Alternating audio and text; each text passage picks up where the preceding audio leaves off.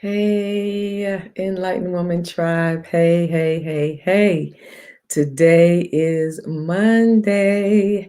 So if it's Monday, that means it's time for Mondays in the meditation room with Dr. K for Midlife Musings. This is just a sacred and safe place for women of color, Black women in midlife to gather, to encourage one another, to find a safe place for us to redefine what midlife is. Hey, Myra, welcome into the room. Come on into the room, Enlightened Woman Tribe. I know it's early, but it's a holiday, and I didn't want to skip it altogether, but wanted to jump on early. Hey, Ramdon. I wanted to jump on a little bit early for two reasons. Because it's a holiday and not going to keep you guys long, and because it's a couple of things going on today. Not only is it Memorial Day, and a lot of people are remembering those persons in the armed forces who paid the ultimate sacrifice with their life, remembering those who served on the front line during this pandemic, right? And then, in particular, for today, um, May 31st marks 100 years of the massacre in Greenwood, Oklahoma, or really Tulsa, Oklahoma, the Greenwood Street and area, um, where our people were unceremoniously and viciously attacked and killed. And all day long, all weekend long, there's been commemoration about the Tulsa race massacre, right? I don't call it riots, and I don't allow them to call it riot because it was not a riot. It was a massacre. And they are playing some documentaries on tonight. And I wanted people to be, sisters to be free to watch that because we need to. It's your choice whether you do or not. I plan to watch it. Um, but I just wanted to get on just for a few moments. Yay. Because I would just miss y'all too much if we didn't do Mondays in the meditation room with Dr. K. So, hey, what y'all do today? You know, we jumped on the other day and said, I hope you find an opportunity to rest, take a nap, read a book, a magazine, do nothing. Right? What did y'all do today? How y'all feeling? I hope you found some time to absolutely be with yourself, get quiet, rest, not give into the tyranny of must, do, or shoulds, right? Sometimes we feel absolutely lost in the sauce when we don't have anything to do. And some of us even feel guilty when we're not doing anything. So I pray that you found some time as we bring this holiday extended weekend to a close. I pray that you found some time. Wait a minute. Wait. Did you say you cooked? Come on in here. Wait, I need to put my glasses on so I can make sure that's what I just read. Oh, you colored? Yes, I was great. Right. You know, I was like, wait a minute, what? Yes, coloring, y'all. How many of you have tried adult coloring books and pages? I actually have a Bible that is for coloring, right? And it is so therapeutic. It is so relaxing. I mean, I absolutely love it. And so Sandra, I love it. She said took naps, not just a nap, but naps. Come on in here. We are celebrating you. That's our Legacy song. Bravo. Bravo. Give yourself a hand. Come on. So excited about that. Also, she started reading a book. I love it. Come on, Enlightened Woman Tribe. That's what we're doing. Prioritizing our well-being. And that means we must rest. Rest and sleep is holy. It is sacred.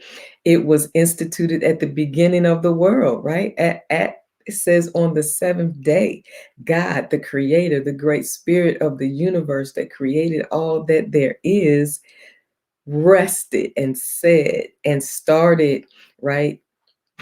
The rule, I don't really want to call it a rule, but really started, right?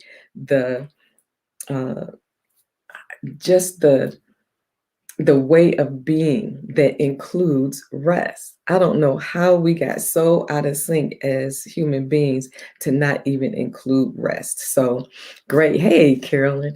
So, happy Memorial Day as we talk. And I want to just do some housekeeping things up front so that I won't forget when it's time to sign off on tonight. I hope you guys have joined our private Facebook group, Enlightened Woman private Facebook group. I hope you joined. I hope you invited other sisters to join you there, right? Because we're making some transition, making some changes, and know that tonight is the last night that we'll be broadcasting from the Enlightened Woman Facebook page, right? So look for the graphic. We're going to post it again through this week so that you'll see the sign-on information for June 7th. We will start with Zoom as an interim platform, but we're going off of Facebook because there's a lot of content, a lot of my intellectual property and content that's on Facebook through our videos from Mondays in the meditation room. And it's too much going on in terms of Facebook owning it, or they could literally discontinue your page. That has been happening to people lately. We don't know what that is. And our content, my content, and our time together will be completely lost. And so we want to be proactive instead of reactive. And so we're going to pull those off of Facebook, and we won't be broadcasting to Facebook any longer. We'll still be working through Facebook, but we'll be coming together in Zoom so we can see each other, so we can connect, right? I love the engagement. I miss that so much. And so please remember, on next Monday, June 7th, we'll kick off our new platform in Zoom, right? So please make sure you join me on next Monday, June 7th, in our Zoom platform for Mondays in the meditation room with Dr. K. So excited about that. I'm also asking that you would subscribe to the YouTube channel. We're still in the process of creating the page itself, but you'll find replays from our Mondays in the meditation room. You will also then find, I hope you are following me. It is hilarious, right? Midlife Magic, my journey to 60. So I'm doing some quick IG snippets, but then we'll do some more fuller videos on the YouTube channel as we follow that, my journey to 60. I am so excited, y'all. And one of the first things that I'm going to be doing is aerial yoga. I'm so excited about that. If anybody wants to join me when I find out when I'm going to go, what time I'm going to go, if y'all want to join me and try something new, then come on with me. I'm going to try aerial yoga. I already love yoga, but this is something new. So I'm excited about that. So make sure you follow me on IG at Kelly V. Hayes as we do the Midlife Magic, my journey to 60. So I'm excited about that. It's just so much going on. I'm so grateful to God for it. And so I'm asking you to save the date, y'all. Let me put it in the chat.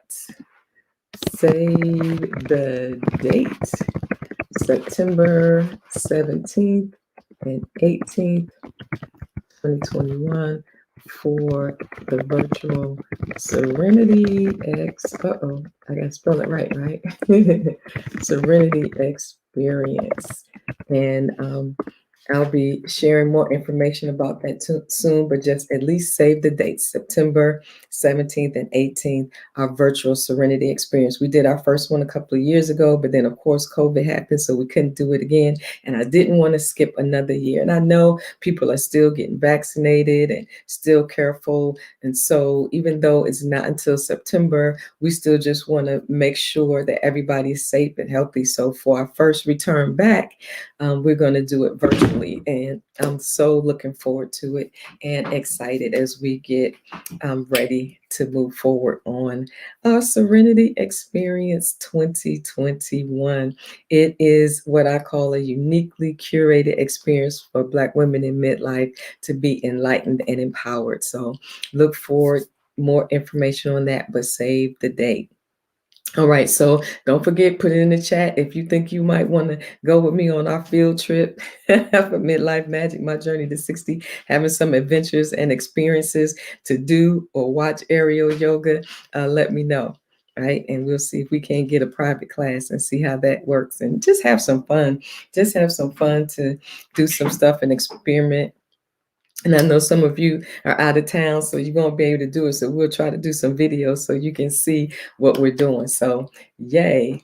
Um, Myra says that her last week of the school year and really thinking, I'm sure your mind and body is exhausted. I hope you have scheduled in some time to be replenished, to be refreshed, and to be renewed. You have to find that time, create those boundaries. And we're going to talk about that on one of our Mondays in the meditation room. You have to remember we talked about for Journey to Midlife Wholeness, fidelity.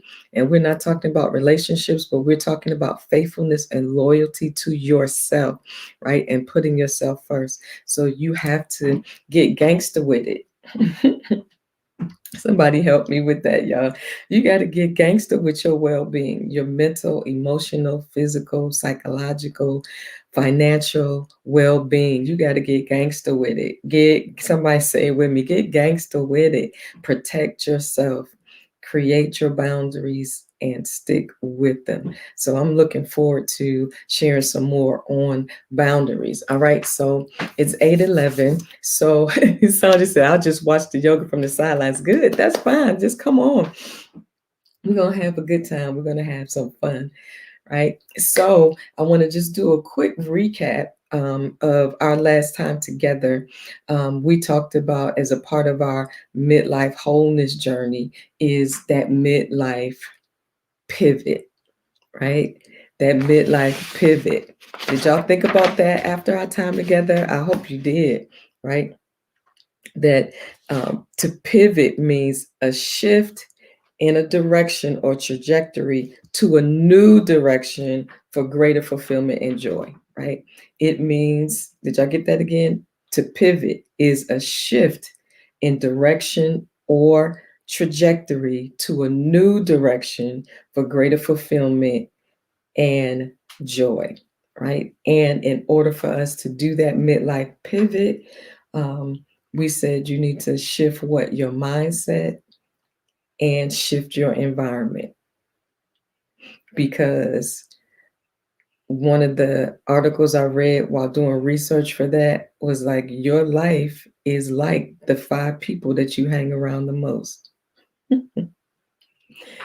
And that a large percentage of people are influenced by the people that are around them. And so if you are in a state and in a place that you are unhappy with, or you don't feel fulfilled or contentment, or you don't feel like you're growing, right? Then take a inventory of the people you spend the time around the most. Or what do you listen to the most? Who do you listen to the most? What are you allowing into your space, into your mind, into your psyche? What are you listening to? What are you exposing yourself to? Right? Whatever that is, it is shaping you. You listen to something, a person, energy, expose yourself to certain energy, it will begin to shape you. And so if you want to make a change or a pivot in this precious time of midlife, then you are going to have to shift your thoughts, your mindset, right? And shift your environment. When you are wanting to change your thought processes, you have to get to a place, it's kind of like cognitive behavioral therapy that you might get if you go to a therapist, where they teach you how to recognize negative or violent thoughts that you might have that hurt you, right? First of all, because a lot of them are subconscious. So they teach you to recognize thoughts that are detrimental to your well being, right? That are negative in nature or even violent to yourself and well being. And once you begin to recognize them, the issue is not that they come, but what do we do with them when they come, right? So we then have to have new thoughts, right, based in truth and reality that we counter those thoughts with. Right. So when the negative thought comes, we learn how to recognize them for what they are. And then we counter them with a different thought based in truth and reality. So, for instance, if you have been saying to yourself, I'm going to be broke all my life, right? That is a thought. It came from somewhere. It may even be subconscious. But that is not necessarily a true statement. You just have to do something about it. So if you say, if you have said to yourself, I'm going to be broke all my life, when you learn to recognize that that is not a healthy thought and that it is keeping you stagnant, then you have to say, what is a counter thought to that, right? You say, I will not be broke all my life, and I am taking control over my finances, right? Uh, Nobody cares about me, right?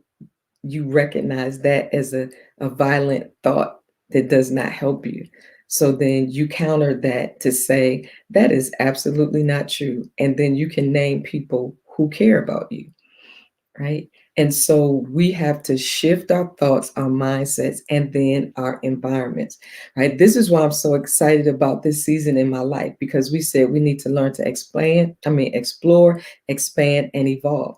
I'm so excited about trying new things, right? So that I can expand my environment. I'm so excited about meeting new people and doing new things so that I can expand my environment. So I want to explore and expand, because when you're exposed to more, you have new thoughts, you have new way of being, you find options, you find out that the small world that we may have been living in is actually bigger than that. Right? It's actually bigger. I don't have to be stuck here. There are actually other people that I can expose myself to who will like me and know and accept me as I am, right? That there are people, if you looking for somebody to be in relationship, if you're always in the same environments, you don't give yourself the option to meet new people. Come on, y'all. Yes, Yeti, like that Naomi Osaka, she ain't playing about her well-being. Woo, that thing. That's why I'm loving this next generation that's coming up behind us. They are gangster with it. And so we have to do the same thing. Carolyn said, I'll join y'all, but on the sidelines. But it's all good. So come on, right? So that's what I'm saying. So we're talking about our midlife shifting. On tonight, I want to just talk very briefly about this thought of imposter syndrome. Tell me in the chat if you've heard of this buzzword or this thought that people have been talking about a whole lot recently. Even though it's an older thought, imposter, they called it phenomenon back in the 70s when these two women psychologists came up with the term. How many of you have heard the term imposter syndrome? I really want to talk about this, and there'll probably be a part two, but talking about imposter syndrome. Can y'all reply back to me in the chat? Have you heard of it? Jay said, yes, I've heard of it and suffered from imposter syndrome. Great. Come on, let's talk about it. Come on, anybody else? Anybody else have heard of this term, imposter syndrome? I want to talk about it just for a few minutes, then I'm going to let you guys go. Sandra, is that a thumbs down? You haven't heard it, or you heard it and you don't like it? Which one is it? Have you heard it and or not heard it, or you heard it and you like thumbs down? I'm not agreeing with that. That's the right, Beth. Hey, Beth says no. Dawn, no. So and I'm and that's the thing, because sometimes you think that everybody has heard of certain things. So recently, in articles and in workshops, conferences and things that I've been to, they've been talking about this phenomenon, although it's not new, as I said, it called the imposter syndrome, and what it is and what they talked about it, and it's specifically geared towards women. And what imposter syndrome is when you think that you are not as smart as you are, or intelligent as you are, or as gifted as you are, or competent as you are, right? It is, and I wanted to be very specific. It says it's an internal experience of believing that you are not as competent as others perceive you to be. While this definition is usually narrowly applied to intelligence and achievement, it links to perfectionism in the social context. So it's like finding the wizard behind the curtain, or being afraid that you are going to be found out because you're not as good or as confident or as intelligent as people perceive you to be. And when that happens, it says that it can include self-doubt and inability to realistically assess your competence or skills, attributing your success to outside or external factors, like saying stuff like, yeah, but so and so really did it, or so and so, if she didn't help me, we wouldn't have got it done, right? Or berating your performance, not being able to find anything good about what you've just done, fear that you won't live up to expectations, or overachieving, sabotaging your own success, setting very challenging goals and feeling disappointment when you fall short of it, right? That can be challenging, right? Anybody relate to any of that, where you are performing, but on the inside, you have a lot of fear that people will find out that you're not as smart as you are, or you have these unrealistic expectations of yourself, or you find it hard to celebrate what you've done or your achievements, constantly trying to jump over hoops, constantly doing more than you feel like you need to do, dealing with perfectionism. It is, in other words, when it says imposter syndrome, you feel like you're an imposter, like you're not really what you present yourself to be, right? Anybody ever felt like that, and felt like you had to keep going and doing and doing so people wouldn't really find out that you weren't as competent or confident as you thought you were, or as you present yourself to be, right? And I want to have this brief conversation, and will get back to it, right? Like Yeti said, yeah, at Mars is only at work. He says, yeah, wow, like I'm about to be found out. Um, and it could be in various areas of your life. It could, they, when they talked about it initially back in the 70s, it was more about workplace. But I think people have struggled with it, if they're parents, or if they are in relationships, right? And some people even avoid getting really close to people. They sabotage their relationships. They sabotage when things start looking good, or you start getting too close to them. You sabotage it, or start a fight, or walk away, because you're afraid that if they really get to know you and not who you present yourself to be, they might not like you, right? So it can show up in all kind of ways, in all kind of scenarios, in every area of our lives. And I wanted to talk about it because it sometimes really starts showing up in midlife, when we get to the place where we need to make some shifts, right? Some pivots, in midlife, when we really want to go after the things that we really want. And that thing can rear its ugly head and make you feel depressed or depleted, that you're stuck where you are, or you don't have any other options, or it's too late. Those things kind of dog your thoughts in midlife, when you start looking back over your life and feeling like too much time has gone by and you can't do this and you can't do that, or you'll never be able to achieve the things that you wanted to do, or you pretend like they're not important to you anymore, so you just kind of sweep them under the rug, put them in the room, close the door, lock the door, throw away the key. All of those things go on in our minds, and I wanted to talk about it and acknowledge it because in reality, for me, I would say this is the first ministry anniversary that I've had, and this is the 30. First of all, I can't believe I did anything for 30 years, and that whole thing, that even saying the word 30, I mean the number 30 was overwhelming for me. And I realized, or I feel like my head had just kind of been down and I hadn't really been paying attention or intentional. So that is now on my wall in my office: attention and intention.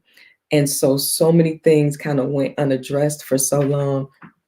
And I began to feel like the walls were closing in and time was going by. And I realized that this was the first ministry anniversary where I truly and authentically celebrated the work that I did over the past 30 years, because for so long I would feel uncomfortable being celebrated. I would feel uncomfortable when the day came and pastor whoever would ask me about, what do you want? And I was always very reticent, kind of, no, you don't have to do anything. No, I don't want anybody to do anything. I don't want that. I don't want that.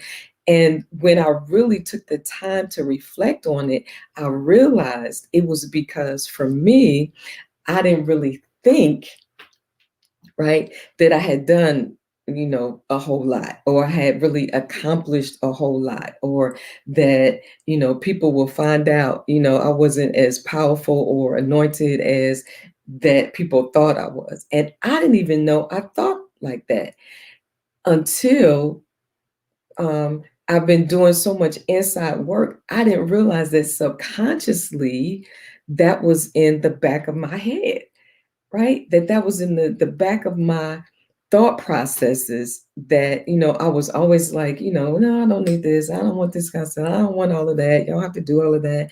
Da, da, da, da. That was because I was thinking that I didn't deserve it. And I realized that there are so many women, in particular Black women, who hide under the facade of, oh, I don't need that, or I don't want that, or and it could really be um, imposter syndrome, where we're not thinking that we're worthy of celebrating, or we minimize, or we're so busy um, trying to heal or make it, or whatever we're trying to do, we're not even realizing how much we actually have done, how much we actually have accomplished, how much our lives really matter. Man, that I said, and in midlife, those things come to bear. I'm telling you, you hit a place in a brick wall, and you have to decide, what do I really think about myself? Well, I mean, can I tell y'all, this was the best birthday weekend I've ever had, and ministry celebration, because I've grown and evolved and healed to the place where I'm like, I did that thing. I did some, I almost cussed, right? I did some, woo, right? That I don't have to question my ability, right? Or my competence, because I know I'm good at some things.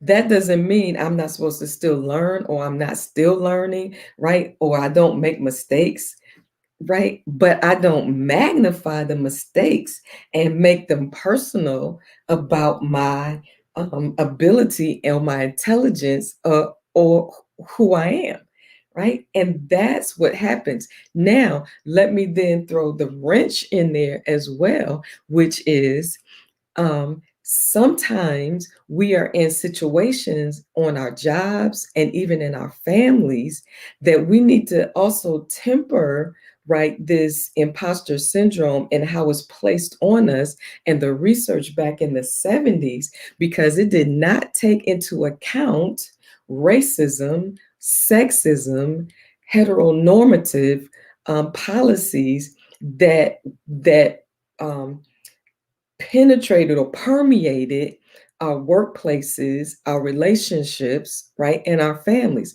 so that we could have been confident or knew what we were able and capable of.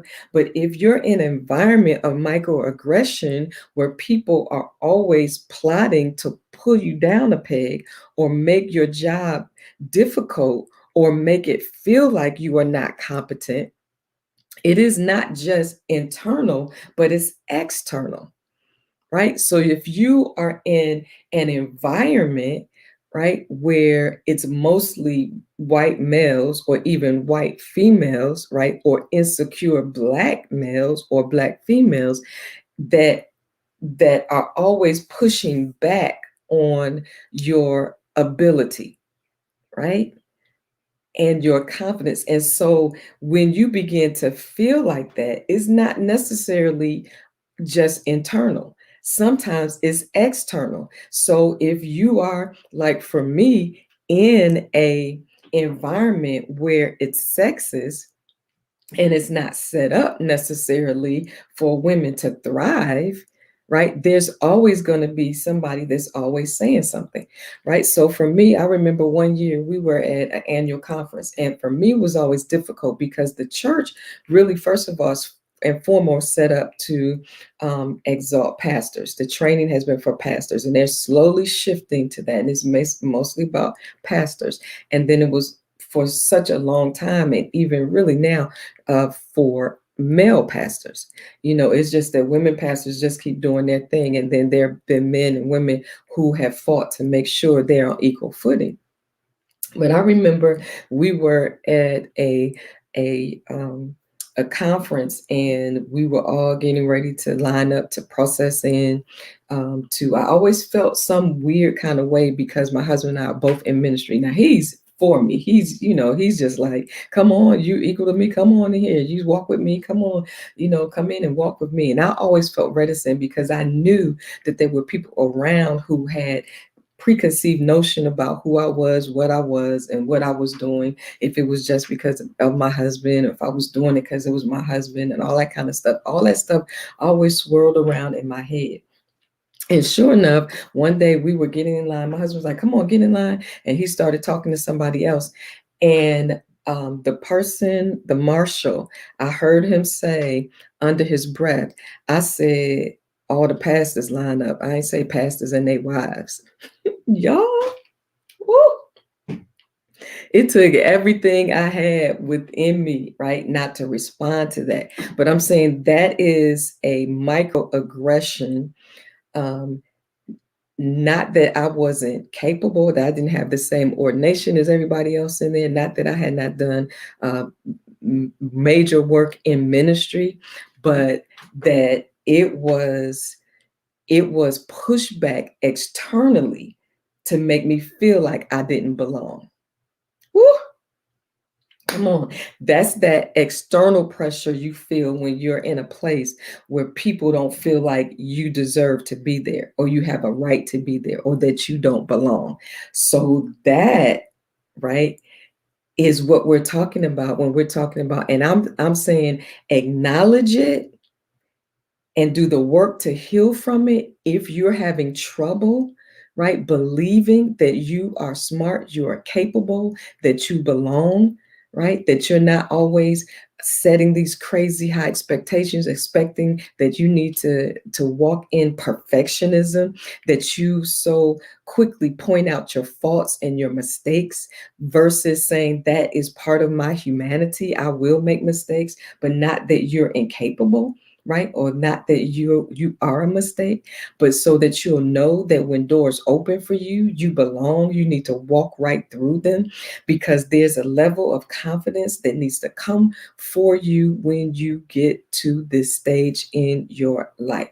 Am I saying it's easy to get to? No, because most of us deal with it or in it unconsciously. It is subconscious, those thoughts that we don't belong, that we're not good enough, that we're not worthy, or that we don't deserve it. Ooh, And a lot of that for women, and especially Black women, is because it is conditioning, because it's subconscious, because the world has been treating us like that, so that everything that we get, we have to push and fight for, and we have to mine our well-being psychologically. When I was doing the research for it, it talked about a Black woman who was in charge of an event, and the people questioned her every step of the way. Right, they kept pushing back on her. They kept in meetings overshadowing her and over talking her and not cooperating with her, to the point that they then made her co-lead instead of lead. And they kept acknowledging the other person instead of her and the work that she had done. And that when she finally had to leave there, her emotions and her self-esteem was so shattered that she had to get mental health, and was almost to the point of feeling like she wasn't worthy of living. It had gotten to that point that she was thinking of committing suicide. And I'm here to tell you that you can get to that point if you are constantly being bombarded with those thoughts that you are uncomfortable. And the truth of the matter is, this pandemic and everything else really is uncovering what we already knew, that a lot of our illnesses as Black people, and in particular for us right now as women, is because we have been constantly bombarded with saying we're not good enough, smart enough, we don't belong, why are you here? And we have to acknowledge that, right? That is really what happens. Those macro aggressions, those consistent pushbacks, those consistent smiling in your face, but yet trying to take you down or tear you down a notch, especially when we're in environments. I mean, when you think about, oh gosh, Nicole Hannah Jones, right, who won a Pulitzer Prize, right, for the work that she did on the 1619 project, and as a professor, all this pushback that she's getting on that project and making it out to be something that it's not, and then for UNC to then decide that they're not going to give her tenure because she's too controversial. Come on.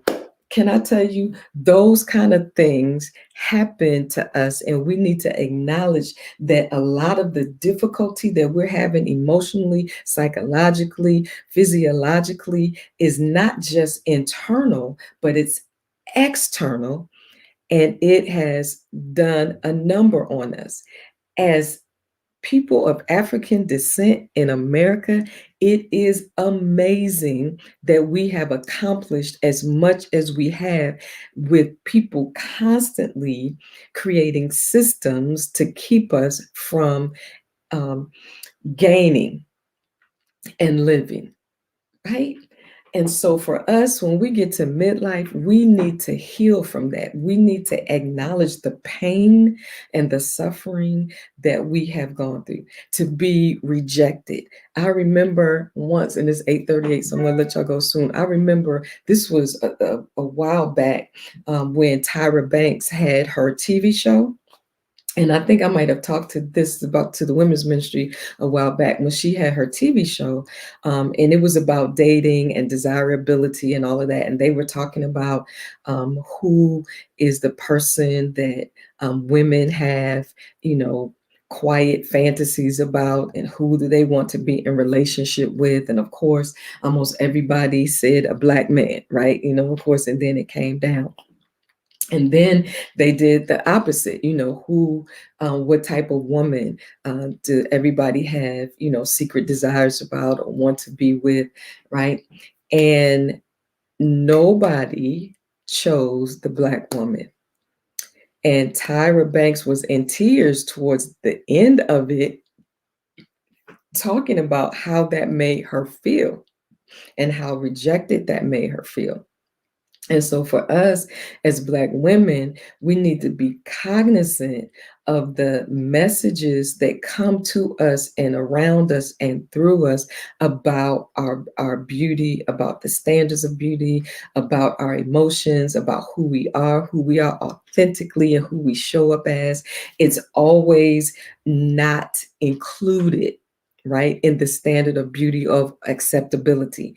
And so that's why it's so important for us to, first of all, acknowledge that rejection and not act like it doesn't affect us. And then at the same time, absolutely push back on it as hard as we possibly can.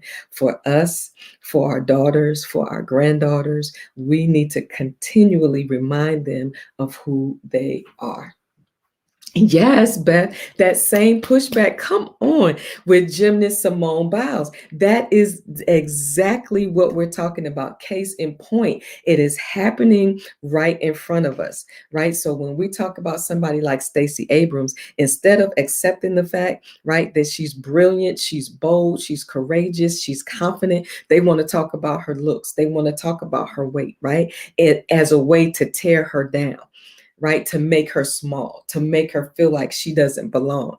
And right with Simone Biles, this young lady has just done a move and perfected a move that is so off the charts.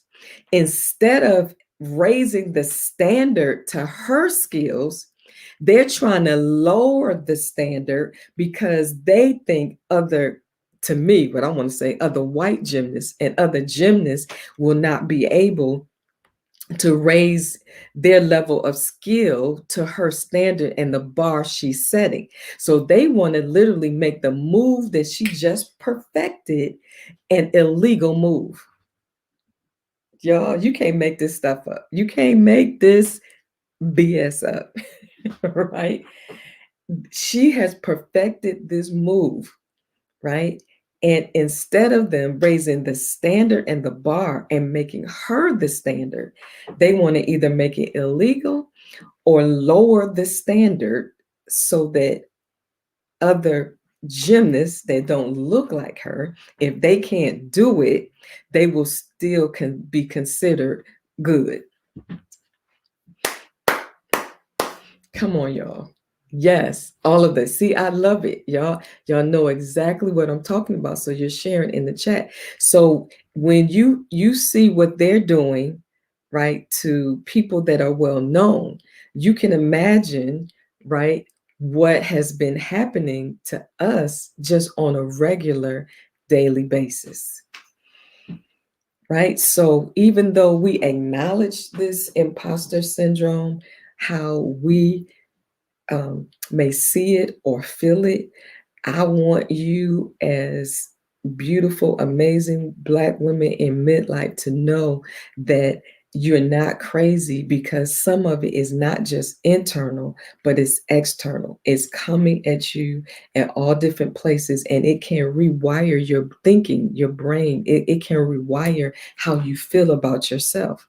Right. So we won't go after certain things because we don't think we can do it, or we don't think we're competent. We don't go for things that will make us money because we've been taught that we're not good with money. We can't manage money, or we can't invest. So we don't go after those things. And so I'm saying today we are dismantling it.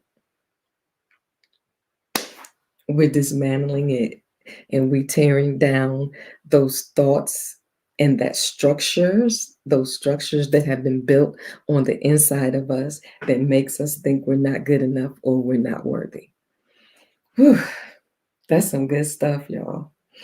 Come on, enlightened woman. This is a safe and sacred place where we are offering uniquely curated experiences, y'all. Come on, and empowerment for the enlightenment and empowerment of women so that we can live a life of freedom and power. That's right. We're removing the scaffolding. We're tearing it completely down where it has absolutely no place in our heart, our mind, and our bodies, right? We acknowledge it, we recognize it, we counter it, and then we build a completely different narrative about our existence. Woo! And in the meantime, as you heal, give yourself grace and room to grow and heal. Yes, yes, yes. Sandra said, I'm going to need therapy after tonight's session. I'm telling you, that's a good thing. I'm loving my therapist. And can I tell you, I'm learning how not to be afraid to ask what I want. I'm even changing how I talk. When I interact with people, I'm removing I'm removing the word trying or just. Right. So if I'm sending something for work or talking to people, whatever, and I say, well, I'm just this, or I'm just trying, or I'm just trying to, or I'm going, or I'm trying to, I am removing that. And I catch myself now when I say just or trying, and I change to a more positive, confident language. And I say, I am going to, or have the option to, or I just flat out say what I want and what I mean, not just or not trying. Whew. And so I'm saying that to say, when I was looking for my therapist, I knew the place where I went to was, owned by diverse people or white people, but I literally sat there, my hands on the keyboard, and saying, well, this is what I want. I can't play around with this thing. I'm gonna say exactly what I want. And so I put in there, I said, I want an African American woman therapist, preferably closer to midlife, degreed, put. And guess what, y'all? That's exactly what I got. And she is awesome, and I love her. So we're at this place now where we begin to shift our language and ask for what we want, because you are not doing yourself any favors, right, by expecting people to give you what you want if you don't ask. Woo! All right, y'all. Thank you for joining me, even on the holiday and Mondays in the meditation room with Dr. K, in the presence of our sisters, Enlightened Woman. I am so excited just to have this community. It is so empowering for all of us, because we cannot journey to midlife wholeness alone. We have to journey together and celebrate with each other and encourage each other. So thank you for joining me. So remember, everybody, this is the last night that we'll be broadcasting to the Enlightened Woman Facebook page, right? So make sure you go on the Enlightened Facebook page and hop into our private Facebook group, Enlightened Woman, so that you can find the sign-in information for June 7th as we kick off our new platform on Zoom, so that we can see each other, we can engage with one another as we look for the perfect place for us to be. But I didn't want to, as we go and try to fix it, and not fix it, but level up and transition, I wanted to just try different things until we get it. And it doesn't have to be perfect before we start moving forward. And so I want to encourage you on tonight, right, to just love on yourself and encourage yourself and speak kind and compassionately to yourself. All right, so I'll see you guys throughout the week on IG and YouTube as we do Midlife Magic, my journey to 60. And then I look forward to seeing you on Monday, June 7th, in our new platform in Zoom for Mondays in the meditation room. If you have the mindset, whatever, watch Dreamland on CNN, the documentary, as we commemorate the 100th anniversary of the Tulsa Massacre. Let's learn some history and make sure we pass it on, and remind ourselves what a resilient people we are. Have a great night, everybody. I absolutely love y'all. Thank you. See you soon.